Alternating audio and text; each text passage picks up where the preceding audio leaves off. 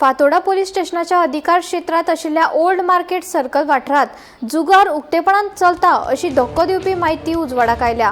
हाका लागून कायदो आनी सुवेवस्थेचो प्रश्न निर्माण जाला आनी पुलिसाच्या कृतीचेरूय प्रश्न उपरासता। पळयात।